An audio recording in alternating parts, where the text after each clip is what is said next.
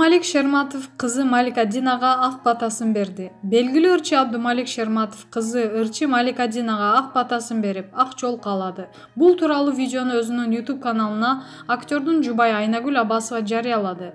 Аталган видеодо Абдумалик Шерматов кызы Малика Динага кайрылуу жасап, анын ата теги күчтүү адамдар экенин айтып, жашоосуна ак жол каалап, аны жакшы көрө турганын баса белгилеп, ата катары ак батасын берди.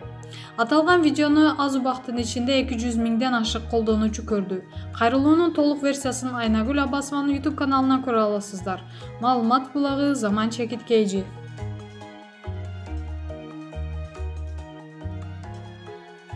Блогер Сыдыман. Мени сөккөн адамдарга сөгүп жооп бергеним үчүн 7,5 жылга эркимден ажыроо коркунучунда турам.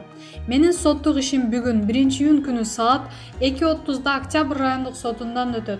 Жеке оюм боюнча соттук иш өтө кооптуу абалда турат. Мени сөккөн адамдарга сөгүү менен жооп бергендигим үчүн 7,5 жылга эркимден ажыроо коркунучу турат.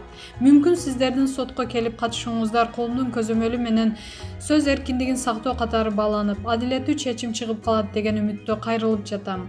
Эмоция абалында сөгүнгөндөргө сөгүү менен жооп берген сөздөрүмө 313 беренин таңылоо өтө ашыкча деп ойлойм. Азыр социалдык тармактарда ким гана сөгүнгөн жок.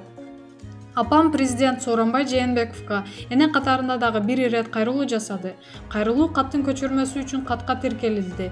Чындап келгенде өткөндө апамдын кайрылуусу таасир берип, үй камагына чыгарылдым окшойт. Ага сиздердин малы менен чыгарган жаңылыктар, элдин пикири жана албетте президенттин көзөмөлү таасир берди деп ойлойм. Болбосо бул 313 берене менен үй камагына чыгуу болбойт экен. Себеби бул берене өтө оор кылмыш катары бааланат экен. Апамдын жазган сөздөрү толук кандуу чындык. Чынында эле биздин үй бүлөгө учурда жөлөк болчу жалгыз адам менмин жана биздин жашоо шарт дагы деле начар. Соттон сот уланып жатып, жактоочуга дагы акчабыз калбай бара жатат. Баш аяк 6 сот болду. Сөгүнгөнүм үчүн жаза алып келе жатканым 4 ай болуп калды. 7,5 жылдык чечим чыкса бул аша чапкандык деп жазган блогер Сыдыман. Маалымат булагы Аргумент Чекиткей.